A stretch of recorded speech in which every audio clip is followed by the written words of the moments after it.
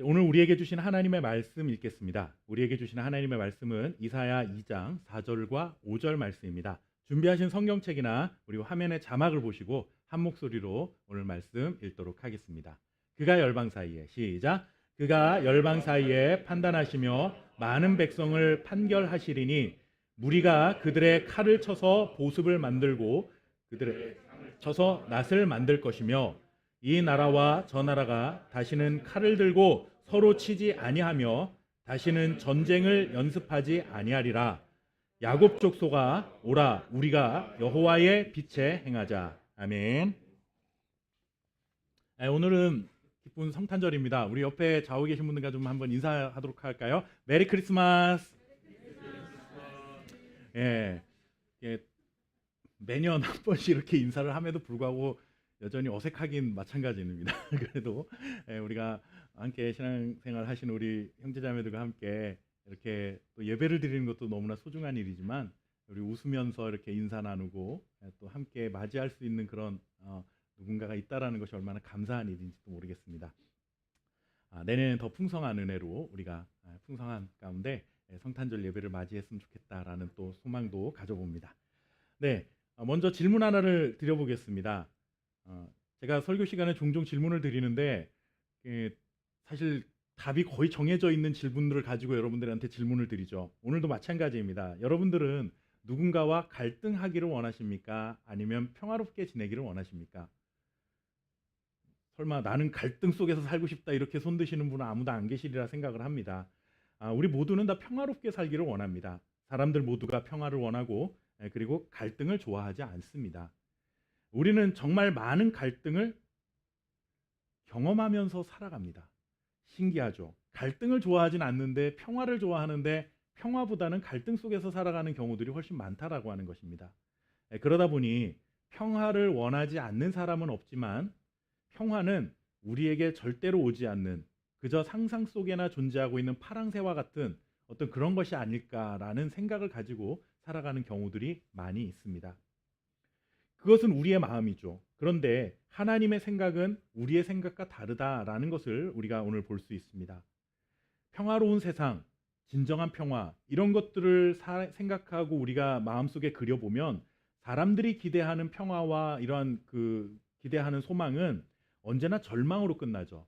어떻게 그런 일이 있을 수 있을까라고 하는 부정적인 어떤 절망으로 끝나버리는 것이 사실이지만 하나님은 이 평화에 대해 굉장히 희망적이고 긍정적인 말씀을 우리에게 해주고 계심을 볼 수가 있습니다. 오늘 우리가 읽었던 본문의 말씀이 바로 그와 같은 하나님이 꿈꾸시는 평화로운 세상이 어떤 세상인지 우리에게 말씀해주고 있습니다. 우리 함께 읽었던 말씀인데 2장 4절 말씀 다시 한번 좀 읽어보도록 하겠습니다. 그가 열방 사이에 시작. 그가 열방 사이에 판단하시며 많은 백성을 판결하시리니 무리가 그들의 칼을 쳐서 보습을 만들고 그들의 창을 쳐서 낫을 만드는 것이며 이 나라와 저 나라가 다시는 칼을 들고 서로 치지 아니하며 다시는 전쟁을 연습하지 아니하리라. 아멘. 정말 듣기만 해도 얼마나 평화로운 그런 이미지가 우리 머릿속에 떠오릅니까? 하나님이 꿈꾸시는 평화로운 세상, 그것은 그저 잠시 휴전을 하고 문제를 일으키지 않는 선에서 서로 참고 지내는 그런 세상이 아닙니다. 우리나라가 그렇죠. 대한민국은 지금 전쟁이 없는 평화로운 시대를 살아가고 있기는 하지만 남과 북이 솔직한 얘기로 언제 전쟁이 일어날지 모르는 불안감 속에 살아가고 있는 것이 사실입니다. 그러니까 하나님이 말씀하시는 평화로운 세상은 이렇게 휴전선을 딱 그어놓고 이제 서로 침범하지 말자. 이렇게 되면 너나 나나 피해가 크니까 서로 싸우지 말자. 그냥 우리 잘 지내자. 그냥 이렇게 지내는 평화가 아니다라고 하는 것이죠. 이건 사실 참고 지내는 거죠. 지금 언제든지 기회가 있으면 우리 대한민국은 어떨지 모르겠지만 적어도 저 북한에 있는 사람들은 지금도 미사일을 쏘고 이런 것들을 보면 언제든지 이것을 자신들의 그 야망에 따라 뭔가를 문제를 일으킬 것 같은 그런 긴장감 속에 우리는 살아간다라는 겁니다. 하나님께서 꿈꾸시는 평화로운 세상은 그런 세상이 아니라 어떤 세상이냐면 칼과 창이 더 이상 필요 없는 세상이다라고 말씀해주고 있습니다. 칼과 창이 뭡니까? 고대의 싸움의 무기죠. 그러니까 전쟁에 필요했던 무기, 칼과 창이 이제 다 필요 없고 그렇게 만들어졌던 칼과 창이 뭐로 쓰여지게 될 거냐면 농사에 필요한 도구, 보습과 낫이 될 것이다 라고 말씀을 해주고 있는 것입니다. 그러니까 하나님께서 말씀하시는, 하나님께서 꿈꾸시는, 우리에게 약속하시는 그 평화로운 세상은 이제 그냥 적당한 긴장감 속에서 안 싸우고 지내는 게 아니라 싸울 일이 아예 없는, 그래서 아예 전쟁에 필요한 무기가 필요 없는 세상이다 라고 말씀해 주고 있는 것입니다. 사람들은요, 참 아이러니하게도 사람들은 이 평화를 지키기 위해 하는 일이 뭐냐면 힘을 기릅니다. 뭐냐면 아무래 전쟁을 연습을 하는 거죠. 왜? 자신을 지키기 위해서, 자신들의 평화를 지키기 위한 목적으로 전쟁을 준비합니다. 싸움을, 전술을 이끕니다.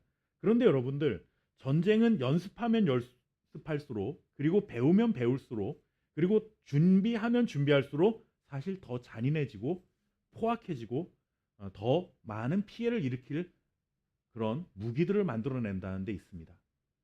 옛날에는 총과 칼로 싸웠지만 이제 자신들의 평화를 지켜야 되겠다라고 힘을 기르기 시작하니까 이제는 핵무기가 우리를 위협하는 그런 시대 속에 살아가는 거죠. 사실 핵무기를 잘못 사용하면 온 세상이 다 망하니까 참고 있는 거지, 언제든지 내가 불이익을 당할 것 같다거나 이제 끝이다라는 생각을 하면 그 핵을 보유한 나라에서 핵무기를 통해서 전 세상을 정말 쑥대밭으로 만들 만큼 평화를 유지하고 있는 것 같지만, 그리고 또 평화를 유지하기에 만들었던 그 모든 수단들이 오히려 더 폭력을 가하는 수단이 되어버리고 말았다라는 것입니다. 아이러니하죠. 이게 우리의 모순입니다. 우리는 평화를 원하고 평화 때문에 너무 많은 노력을 하는데 오히려 그 평화를 위한 노력이 더 큰 전쟁의 피해, 갈등의 그런 요소가 될 수 있다라는 것입니다. 그런데 하나님께서 뭐라고 말씀하시냐면 내가 만들 평화의 나라는 다시는 전쟁을 하지 않을 그런 나라야. 그런 세상이 올 거다라고 우리에게 말씀해 주고 있습니다. 그러니 이 평화로운 세상이라고 하는 하나의 공통된 관심사, 문제를 바라보는 우리의 시선과 하나님의 시선이 이렇게 다르다라고 하는 것을 우리가 알 수가 있습니다. 그렇다면 하나님의 시선과 우리의 시선이 다른 이유가 뭘까요? 그것은 서로 바라보고 있는 관점이 다르기 때문에 그렇습니다. 우리 왜 흔히 장님이 코끼리 다리 만진다 뭐 이런 표현 쓰잖아요. 그러면 눈에 보이지 코끼리 전체를 보지 못하고 다리를 만진 사람은 코끼리가 그 다리처럼 생겼다라고 말할 것이고, 뭐 귀를 만진 사람은 귀처럼 코끼리는 이렇게 둥글넓적하게 생겼다라고 말을 할 것처럼, 우리가 평화로운 세상이라고 하는 그 하나의 그 공통된 과제를 우리가 바라보고 있는 그 시각과 관점과 하나님이 바라보시는 관점이 지금 굉장한 차이가 있다라는 것입니다. 제가 예전에 캄보디아로 단기 선교를 다녀온 적이 있습니다. 단기 선교를 일주일 정도 다녀오는 중에 여러 사역들을 했는데 그 중에 하나 사역이 뭐였냐면 그곳에서 이제 흔히 쓰레기 마을이라고 부르는 가나안 마을이라는 곳이 있었습니다. 그곳에 방문했었습니다. 그곳을 쓰레기 마을이라고 부르는 이유는 무엇이냐 하면 주변 지역의 쓰레기들을 다 내다 버리는 장소입니다. 지금은 뭐 우리나라 서울의 난지도라고 하는 것이 그 굉장히 많이 변했지만 옛날에는 뭐 서울 시내에 있는 모든 쓰레기들을 다 거기다 갖다 버려서 산처럼 쌓이게 되었던 것 기억하실 겁니다. 그런데 이 가나안 마을, 쓰레기 마을이라고 불리는 캄보디아의 마을이 바로 그와 같은 마을이었습니다. 그런데 그 쓰레기 더미 속에서 마을을 이루고 사는 두 마을이 있었습니다. 이곳에 약간의 거리를 두고 두 개의 마을이 있는데 이 크지 않고 거리도 멀지 않은 두 마을이 사이가 굉장히 좋지 않아서 서로 말도 안 하고 지내는 사이라는 말씀을 제가 선교사님을 통해서 들었습니다. 좀 의아합니다. 사실 어렵게 그런 지역에서 살면 서로 이렇게 돕고 살면 좋을 텐데, 서로 위로가 되어주면 좋을 텐데 얼마 되지 않는 그 거리 안에 살면서도 서로 말도 안 할 정도로 굉장히 사이가 안 좋았다라는 거예요. 이유인즉슨 원래는 이 쓰레기를 더 안쪽에 있는 마을 앞에다 버리는 곳이 원래 쓰레기를 버리는 곳이었는데, 이 쓰레기를 버리는 사람들이 귀찮으니까 앞쪽 마을에다 그냥 내다 버리고 이제 가기 시작한 겁니다. 그래서 이것 때문에 싸움이 일어나기 시작했습니다. 여러분들 어떤 싸움이 일어났을 것 같습니까? 왜 내 집 앞에다가 쓰레기를 버리냐 하는 게 우리가 생각하는 이 싸움의 원인일 거다라는 생각이 드는데, 신기하게도 이 사람들은 왜 우리 마을 앞에 쓰레기를 버리지 않느냐를 두고 싸웠습니다. 이해가 되십니까? 이 갈등이 여러분들 원인이 이해가 되시나요? 쓰레기를 우리 마을 앞에 버려서 문제가 된 것이 아니라 우리 집 앞에 안 버렸기 때문에 문제가 되었다라는 거예요. 우리 요즘 그 음식물 쓰레기통 서로 이 집에다 밀어놓고 저 집에다 밀어놓고 하는 것 때문에 종종 싸움 난다라는 얘기 들어보셨을 겁니다. 아파트는 뭐 좀 덜하지만 이런 그 주택가 지역에서는 쓰레기통이 그냥 부분 설치되어 있다 보니까 이게 냄새도 나고 위생적으로 좋지 않으니까 나는 버려도 좀 우리 집하고는 먼 쪽에다 갖다 놓기를 바라는 마음에서 이렇게 서로 미루다가 그것 때문에 싸웠다, 뭐 이런 얘기를 아마 들어보신 적이 있을 겁니다. 그런데 이 사람들은 무엇 때문에 쓰레기를 안 버린 것 때문에 싸웠을까요? 이 이유는 그렇습니다. 이 마을 사람들의 유일한 수입원이 무엇인가 하면 그 쓰레기 더미에서 그나마 쓸만한 물건들을 골라내서 그것을 다시 내다 팔아서 자신들이 먹고 살았던 겁니다. 그런데 쓰레기를 다른 마을 앞에 버리니까 자신들의 수입원이 사라지게 된 거죠. 우리는 어떻습니까? 우리는 쓰레기는 우리 마을 앞에 버리면, 우리 집 앞에 버리면 문제가 되는 거죠. 그런데 캄보디아의 이 가나안 마을은 우리 앞에 쓰레기를 안 버려서 문제가 생긴 겁니다. 우리는 쓰레기를 경제적 이익의 관점으로 바라보지 않는 거죠. 쓰레기로 먹고 산다라고 하는 생각을 우리는 하지 않습니다.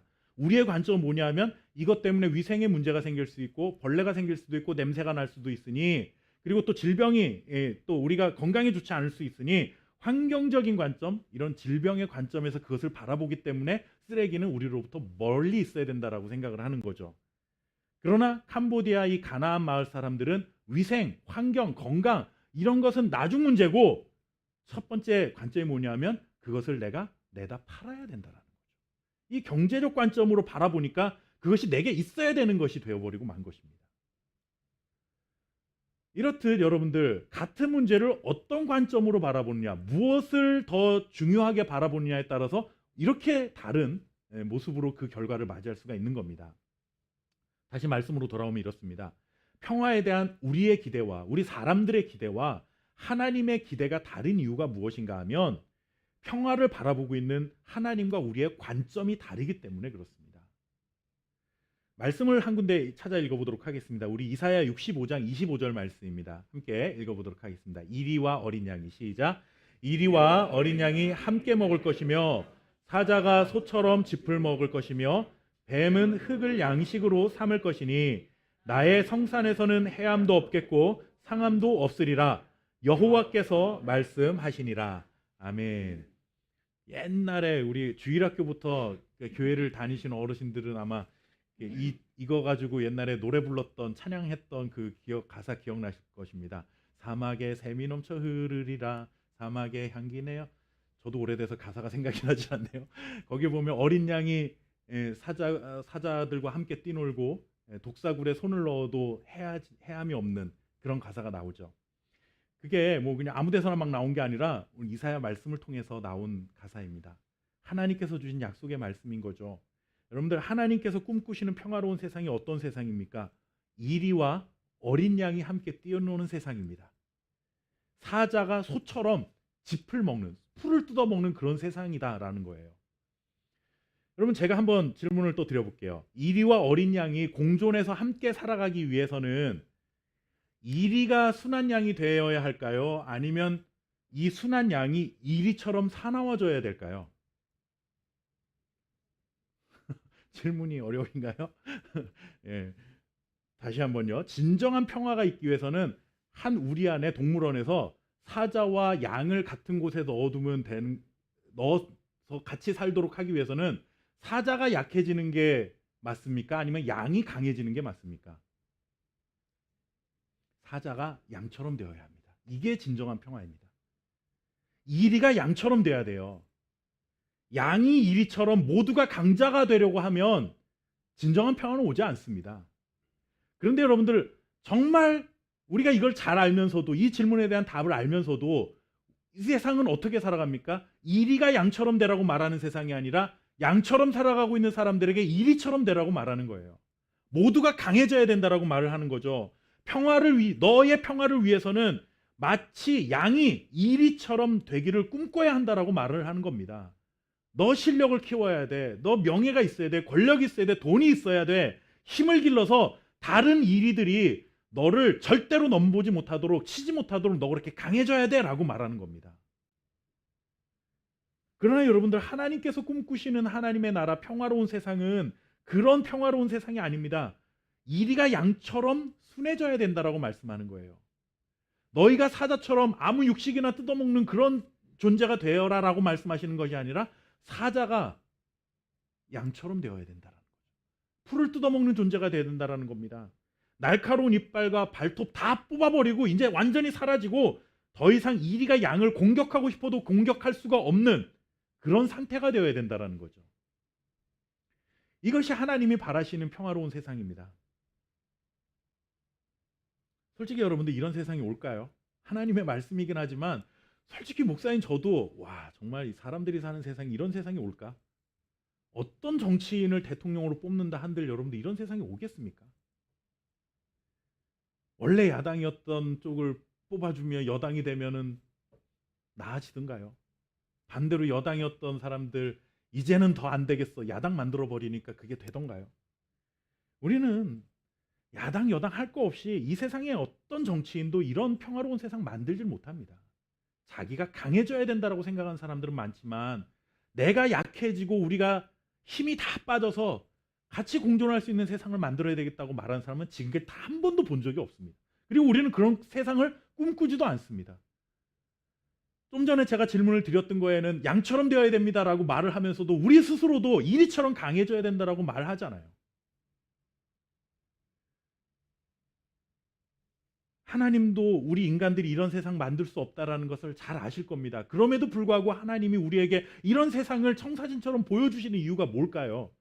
그것은 우리가 잘 기억해야 됩니다. 하나님이 우리에게 너희가 이런 세상을 만들어라라고 요구하시질 않습니다. 왜냐하면 우리 인간들에게는 그러한 능력이 없다는 사실을 하나님 아시기 때문에 그래요. 하나님이 뭐라고 말씀하시냐 하면 너희가 이런 세상을 만들어라가 아니라 내가 이런 세상을 만들겠다라고 우리에게 약속해 주시는 것입니다. 그러니까 이 일은 우리가 이루어가야 될 세상이 아니라 하나님이 언젠가는 이루실 것이라는 약속으로 우리에게 주시는 소망이라는 것이죠. 우리가 이것을 바꿔야 됩니다. 우리가 아무리 평화를 꿈꾸는데도 불구하고 평화로운 세상을 만들지 못하는 이유는 무엇인가 하면 이런 평화로운 세상을 만들겠다고 하신 하나님을 신뢰하지 않고 우리가 뭔가를 해서 자꾸 만들어 보려고 하기 때문에 이것이 자꾸 엇박자가 나는 겁니다. 이사야 2장 4절 말씀 우리가 읽었는데 다시 한번 좀 읽어보도록 하겠습니다. 오늘 세 번째인데 다시 한번 읽겠습니다. 그가 열방 사이에, 시작. 그가 열방 사이에 판단하시며 많은 백성을 판결하시리니 무리가 그들의 칼을 쳐서 보습을 만들고 그들의 창을 쳐서 낫을 만들 것이며 이 나라와 저 나라가 다시는 칼을 들고 서로 치지 아니하며 다시는 전쟁을 연습하지 아니하리라. 아멘. 여러분들, 이 4절 말씀을 오늘 세 번째 읽었는데요. 세 번째 읽으니까 이제 보이지 않았던 말씀이 한 구절이 보이지 않습니까? 처음에 우리가 읽었을 때는 하나님이 이런 좋은 세상 만들 거야 라는 것에 우리의 눈이 들어왔다고 한다면 이제는 뭐가 들어옵니까? 하나님이 너희가 이런 세상을 만들어야 돼 라고 말씀하신 것이 아니라 제일 첫 번째, 그가 열방 사이에 판단하시며 많은 백성들을 판결하시리니 이러한 일들이 있을 것이니 그러한 세상은 이제 이렇게 평화로운 세상이 될 거야 라고 말씀하시는 거예요. 왜 좋은 영화는 처음 볼 때, 두 번째 볼 때, 세 번째 볼 때 보고 또 봐도 우리의 마음속에 감동을 주는 그 요소들이 다르다라고 말을 하잖아요. 오늘 하나님의 말씀이 그렇습니다. 우리가 이런 말씀들을 볼 때 우리의 시선은 자꾸 어디에 가서 먼저 꽂히냐면 그래, 하나님이 약속하신 세상은 칼과 창이 필요 없는 낫과 보습의 나라가 될 거야. 그래, 그런 평화로운 세상이 되겠지. 이런 거에만 관심을 갖게 되는 경향이 우리에게 있습니다. 그런데 이러한 일들이 있기 위해 하나님이 먼저 하실 일이 있다라는 사실을 우리가 먼저 보아야 된다는 거죠. 그게 뭐냐 하면 여호와 하나님께서 열방을 판단하시고 백성들을 판결하실 것이다 라는 겁니다. 이게 평화와 무슨 상관이 있느냐? 하나님께서 재판장이 되셔서 이 세상의 모든 민족들과 모든 일들에 대해서 재판하실 것이다 라는 그런 말씀입니다. 그러면 그 하나님의 재판이 있을 때에는 모든 나라가 전쟁이 필요 없는 평화로운 세상이 올 거야 라는 말씀이 바로 오늘 이 4절의 말씀인 겁니다. 여러분들, 평화를 깨트리는 가장 큰 원인 중에 하나가 뭐라고 생각을 하십니까? 저는 이 평화를 깨는 가장 큰 원인 중에 하나가 바로 불공정함이라고 생각을 합니다. 모두가 다 공정하다고 생각하면요, 안 싸웁니다. 그런데 이 싸움이 어디로부터, 갈등이 어디에서 나오냐면 불공평하다라는 생각이 들면 싸우기 시작합니다. 한두 번은 우리가 참을 수 있죠. 그런데 이것이 자꾸 쌓여가면 불공평하다라고 생각하는 그 참고 있는 사람은 언젠가는 폭발을 해버리고 맙니다. 이것이 사람들이 살아가는 세상이라는 거죠. 그런데 여러분들, 이 재판이 불공정하면 우리의 마음속에 이 사회가 공정하지 못하다라는 생각이 들면 더 이상 이 땅에서 우리가 소망을 갖지 못하는 겁니다. 여러분들, 요즘도 이제 매스컴에 보도가 되고 있는 많은 판결 그 결과들이 나오는데, 그런 판결들을 볼 때마다 완벽한 판결이야라고 그렇게 박수를 받는 판결이 있던가요? 그 판결을, 무죄라는 선언을 기다렸던 사람이 무죄를 받으면 당연한 결과였다, 역시 법이 공정하다 이러는데, 그 사람은 반드시 심판해야 됩니다라고 요구했던 사람들의 입장에서는 굉장히 정치적인 판결이었다, 뭐 다른 사람의 눈치를 보느라 그랬다, 불공평하다, 막 요즘은 뭐 또 이제 시위가 아주 일상이 돼가지고 법원 앞에 가서 피켓 들고 1인 시위라도 해야 속이 풀리는 이런 세상 속에 살아갑니다. 이게 뭐냐 하면 우리의 마음속에 이 세상이 아무도 공정하지 않다라고 이미 우리의 마음속에 그런 생각이 자리 잡고 있기 때문에 그렇죠. 그러니까 나한테 유리하면 공정한 거고, 나한테 불리한 판결이 나면은 불공정하다라고 이렇게 생각을 해버리는 겁니다. 불공평하다고 생각하면 억울해지기 시작합니다. 그리고 그 억울함이 쌓여가면 분노가 되고, 분노가 쌓이면 관계가 깨지고 갈등이 발생하는 겁니다. 그리고 그렇게 억울한 일을 당하지 않기 위해서는 뭐라고 말하냐면 너 힘을 길러야 된다라고 말합니다. 나도 이리가 되어야 된다는 생각을 하는 거죠. 내가 이렇게 순한 양처럼 사니까 저 이리 같은 놈이 나를 짓밟는구나. 나도 이리처럼 힘을 키워서 너가 함부로 하지 못하는 그런 강자가 되어야 되겠다. 이것이 세상이 살아가는 방식인 것입니다. 그런데 하나님께서 다스리시는 세상, 하나님이 재판장이 되시는 그 세상은 절대로 불공정한 재판이 있을 수 없다라는 거죠. 정의로운 재판만이 있다, 불의한 일들이 일어나지 않는 세상이라는 겁니다. 그렇기 때문에 의로우신 하나님께서 다스리시는 그 나라, 판결하시는 그 나라는 불공평함이라는 게 사라진다라는 거죠. 불의함이라는 것이 사라진다라는 것입니다. 그러니 억울한 일이 생기지 않는 거죠. 그러면 억울한 일이 생기지 않기 때문에 그 억울함을 해결하기 위해 내가 불필요한 힘을 키우지 않아도 되는 그런 나라가 온다라는 겁니다. 양을 잡아먹기 위해 호시탐탐 기회를 노리는 일이나 사자가 되기 위해 우리 이제 더 이상 노력하지 않아도 된다라는 것이죠.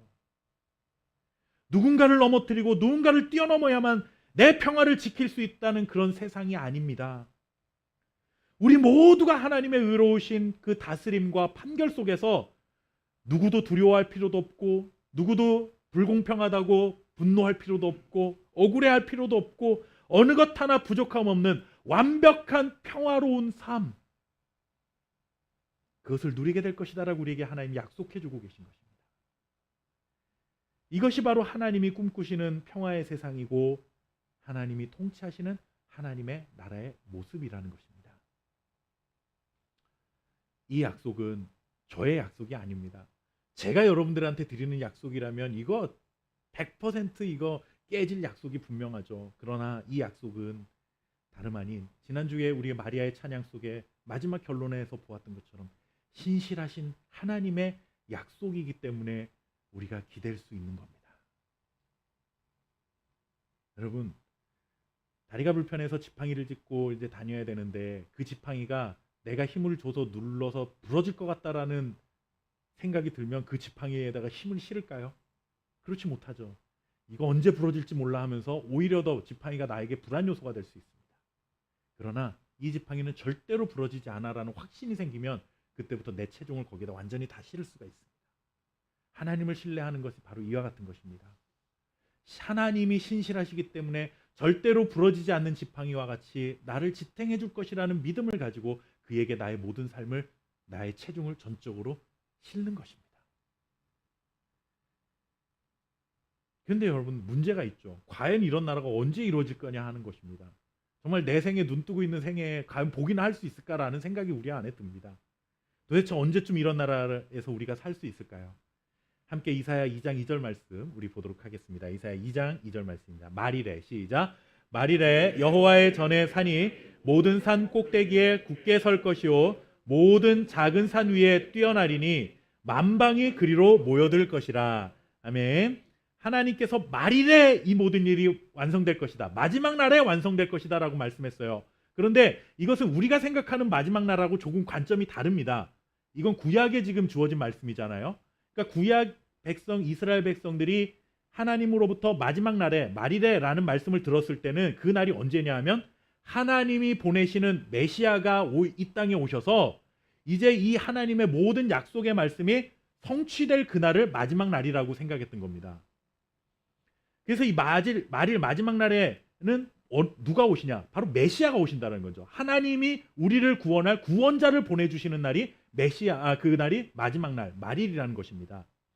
하나님께서 하신 모든 약속들이 이 날에 다 빠짐없이 성취가 되고 하나님의 백성들에게 구원이 임하게 되고 다윗과 같은 의로운 왕이 일어나서 우리를 의롭게 통치해 주실 것이다.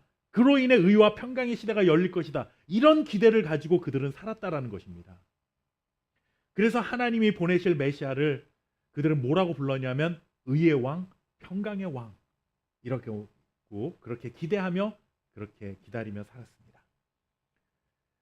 그런데 정말 이 기다림의 현실이 된 것이죠. 우리 함께 누가복음 2장 14절 말씀 읽어보도록 하겠습니다. 어떻게 현실이 되었는지. 지극히 높은 곳에서는 시작. 지극히 높은 곳에서는 하나님께 영광이요 땅에서는 하나님이 기뻐하신 사람들 중에 평화로다 하니라. 아멘. 하나님의 아들이신 예수님의 탄생을 양을 치던 목자들이 노래하던 그 한 소절인데 그것에 주목해야 될 단어가 있죠. 그것이 무엇입니까? 이 아이는 우리 중에 평화로다. 예수님이 그 아기 예수님을 보면서 이들이 깨달은 게 뭡니까? 말일에 하나님께서 메시아를 보내실 그 약속이 이 아기 예수의 탄생을 통해서 이루어진 것이구나 라는 사실을 알았기 때문에 그 아기 예수를 바라보며 당신은 평강의 왕이십니다 라고 고백한 것입니다. 그 옛날 구약의 백성들이 기다렸던 그 메시아, 그가 바로 하나님의 아들이신 예수 그리스도이신 줄 믿습니다. 예수님께서 이 땅에 오셔서 하나님의 나라를 이루시고 하나님의 백성들을 다스리시며 의로운 재판장으로 모든 일과 모든 사람들을 판결하실 것이다. 메시아이신 예수님이 이 땅에 오셔서 이루신 그 나라는 이사야 선지자가 예언했던 낫과 보습의 나라이며 더 이상 전쟁이 필요 없는 나라며 이리와 양이 함께 뛰노는 나라며 사자가 풀을 뜯는 나라다. 독사굴에 아이들이 손을 넣어도 더 이상 해를 입지 않는 그런 나라다. 하나님의 의로운 통치가 실현되고 평강이 가득한 나라, 바로 예수님을 통해서 이 땅에 이루어졌다.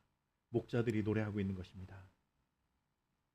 이렇게 예수님은 우리들에게 평화를 전하기 위해 오셨고 이 땅에 하나님의 평화를 이루시기 위해 오셨습니다.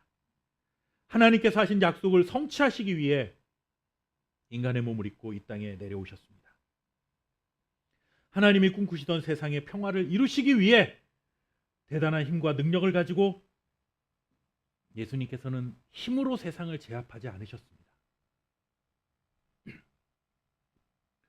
세상 누구도 대적할 수 없는 이리와 사자처럼 되어서 세상을 정복하지 않으셨습니다. 하나님이 꿈꾸시던 평화의 세상을 만드시기 위하여 그가 취하신 방법이 무엇입니까? 하늘의 영광을 버리고 낮고 낮은 인간의 몸을 입고 우리처럼 나약한 아기의 모습으로 이 땅에 오시는 것이었습니다. 이리가 양처럼 된 것이죠. 하나님은 누구보다도 강한 사자이신데 그 권력과 힘을 내려놓으시고 가장 낮은 인간의 모습으로 이 땅에 그저 순한 양처럼 내려오셨습니다. 그리고 점점 힘을 키워서 세상이 건드리지 못하는 권력가가 된 것이 아니라 세상의 힘과 권력 앞에서 묵묵히 죽음의 길인 십자가를 향해서 그는 걸어가셨습니다. 힘없는 어린 양처럼 십자가 위에 자신의 몸을 그저 제물로 내어 놓으셨습니다. 그리고 그 십자가를 통해 하나님과 우리들 사이에 막혀있던 모든 담을 허시고 하나님과 원수되었던 우리가 하나님과 평화를 누리며 하나님이 꿈꾸셨던 평화로운 세상 안에 우리가 살아가게 하신 것입니다. 이것이 바로 이사야 선지자를 통해 하나님께서 선언하셨던 그리고 약속하셨던 하나님 나라의 모습입니다. 인간의 몸을 입고 이 땅에 태어나신 예수님, 그리고 순한 어린 양처럼 묵묵히 십자가에서 자신의 생명을 내어주신 그 예수님, 하나님의 아들이신 예수님의 이 낮아지심을 통해서 하나님이 약속하셨던 평화의 나라가 이 땅 가운데 이루어진 것을 믿으시길 바랍니다. 예수님은 바로 이 평화의 소식을 우리들에게 눈으로 직접 보여주시기 위해 2000년 전 인간의 몸을 입고 이 땅에 태어나신 것입니다. 그리고 이제는 이 땅에 세우신 주의 몸된 교회들을 통하여, 그리고 주님께서 택하신 주님의 성도들을 통하여 그 하나님의 평화를 이 어지러운 세상 가운데 나타내고 살아가도록 요청하고 계시다는 사실을 기억하시기를 바랍니다. 그래서 이사야 2장 5절 말씀에 우리에게 이렇게 말씀하고 계신 것이죠. 우리 한 목소리로 다시 한번 읽도록 하겠습니다. 2장 5절입니다. 야곱 족속아, 시작. 야곱 족속과 우리가 여호와의 빛에 행하자. 아멘. 하나님이 평화의 나라는 약속하셨지만 우리에게 요구하신 것은 무엇이냐면 여호와의 빛에 행하라입니다. 여호와의 빛이라고 하는 것은 빛이 비추면 길이 보이잖아요. 즉 여호와의 길, 여호와의 말씀대로 행하라라는 그런 뜻인 것입니다.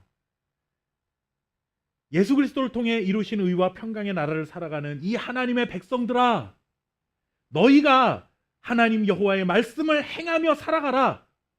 너희가 할 일은 평화로운 세상을 만드는 일이 아니라 평화로운 세상은 내가 만들 것이니 너희는 여호와 하나님의 말씀을 따라 살아가야 돼 라고 말씀을 하는 겁니다. 근데 우리는 자꾸 이걸 반대로 합니다. 하나님의 말씀을 따르는 거에는 별로 관심이 없고 뭔가 노력해서 평화로운 세상을 만들려고만 노력을 하는 거예요. 그러니 자꾸 이게 하나님과 자꾸 엇박자가 나는 거죠. 하나님 말씀을 잘 보십시오.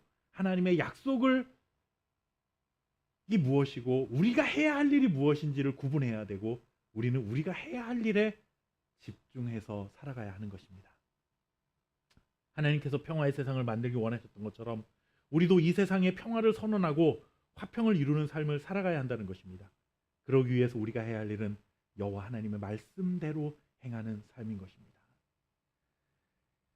전쟁의 소문이 끊이지 않고 평화를 위해 결정하는 일들마다 불완전한 평화를 만들어내는 이 혼란한 세상 속에 하나님의 의와 평화를 나타내고 살아갈 수 있는 저와 여러분 될 수 있기를 주님의 이름으로 축원합니다. 우리가 해야 할 일은 힘을 키우는 게 아닙니다. 교회의 세력을 키우는 게 아닙니다. 교회가 더 커지면 이 세상이 변할 것 같습니까? 하나님의 방식이 아닙니다.